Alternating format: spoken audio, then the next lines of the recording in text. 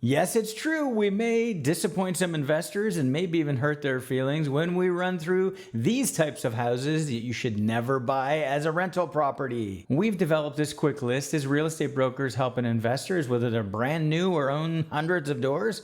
We help them underwrite deals, and a lot of those are a no. Not to mention all the phone calls we get from our YouTube channel from landlords who need help with their renters. To be fair, there is probably a dollar amount where even these types of houses would pencil as an investment property.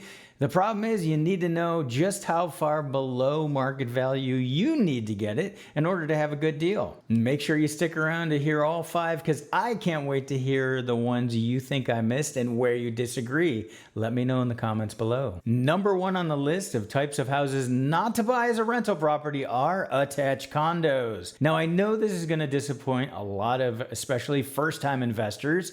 Attached condos tend to have a lower price point, which is an easier way for a new landlord to get into the landlord business.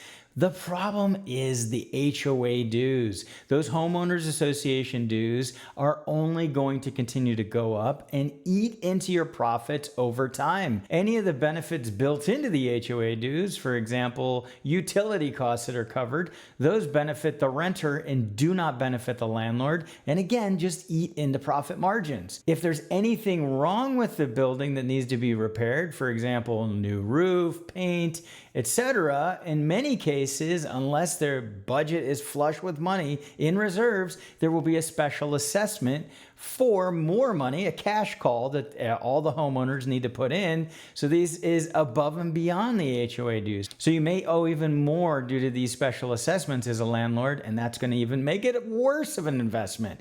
And over time, HOA dues only tend to go up as things get more expensive and the building gets older and older. In many cases, these condos, particularly if they're stacked up, are going to have some of the noise complaints and issues with neighbors that you find that you may have with a larger building. And you'll have less control in this case because it would be an owner or a renter that you don't have any control over. Another downside, in many markets, you'll find that the appreciation over time in value and rental rate is lower in a condo than it is in a detached condo or single family home. Number 2 and 1, you're probably not going to hear anywhere else, but I'm a stickler for this, and it is non-conforming zoning. Be careful in buying a property that the underlying zoning of the property does not match what's going on in the property. So a prime example would be a duplex that's sitting on a lot that's for single family. There's 2 types of non-conforming uses. There's legal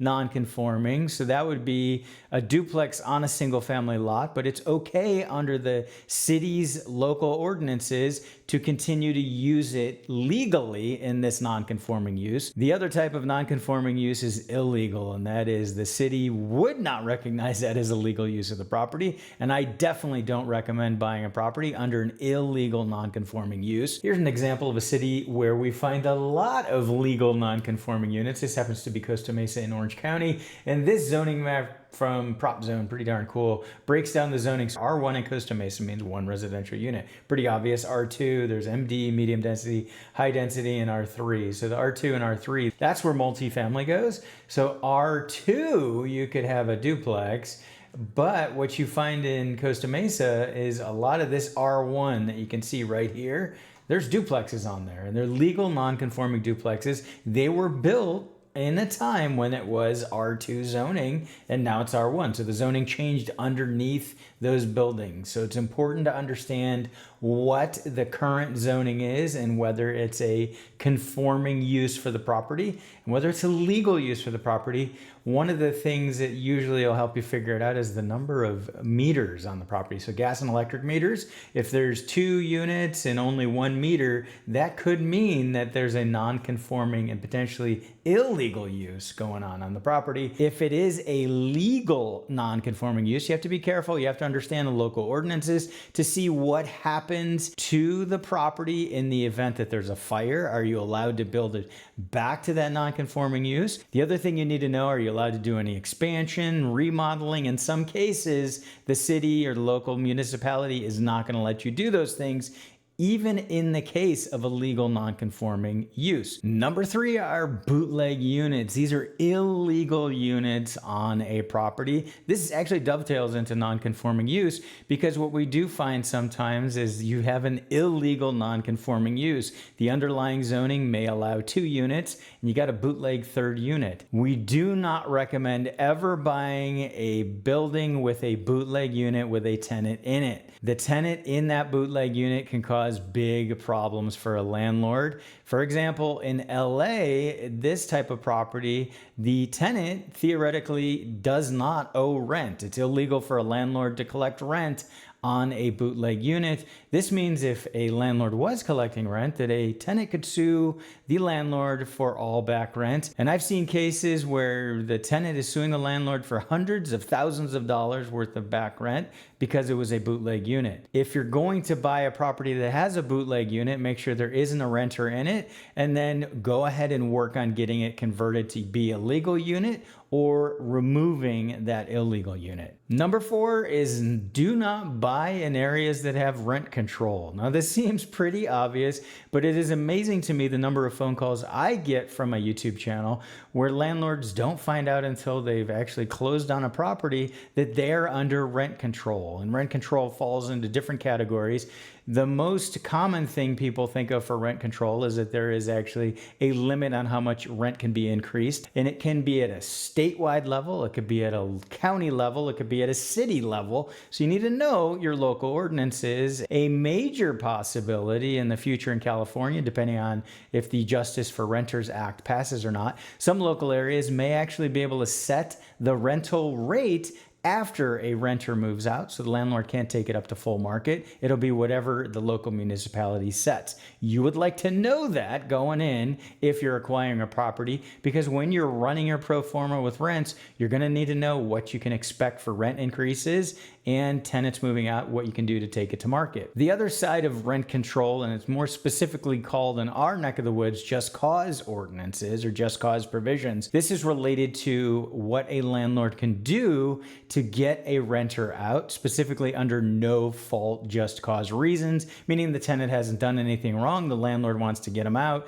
to move family in. They want to get them out to do major repairs. So the just cause ordinances are the other side of it. You need to understand those local ordinances. If you're going to count on doing any major remodeling, for example, you need to know what you're going to have to do to get the renters out, how much relocation assistance you'll need to give, how much time, etc. We cover a lot of this on our channel, of course. Oh, and the last important thing to know is rent control provisions tend to get more strict over time. So if you're shopping in a spot that has strict ordinances right now, don't expect them to be rolled back anytime soon. And number 5, the last type of house to not buy as a rental property, kind of lumps 2 things together, and that's shoddy flips and shoddy DIY work. So I know we're going to offend some people, some of those weekend warriors out there that are do-it-yourselfers.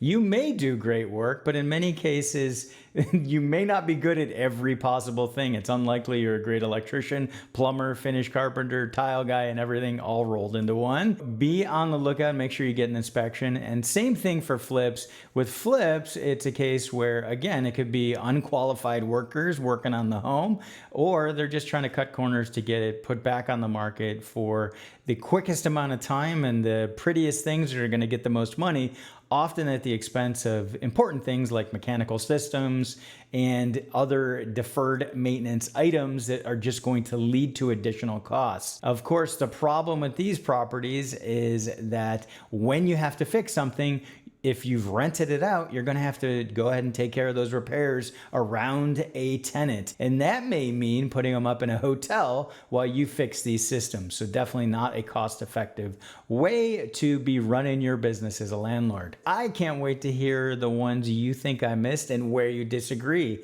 Let me know in the comments below. If you found this helpful, make sure you hit that subscribe button, hit that like button, and subscribe to our free weekly email newsletter. We have a link below. That way, updates like these will be gently delivered to your email inbox every Sunday. Yep, the next thing you need to know is right here. Thanks for tuning in. This has been Christian Walsh, real estate agent with Wire Associates, and we can't wait to hear from you.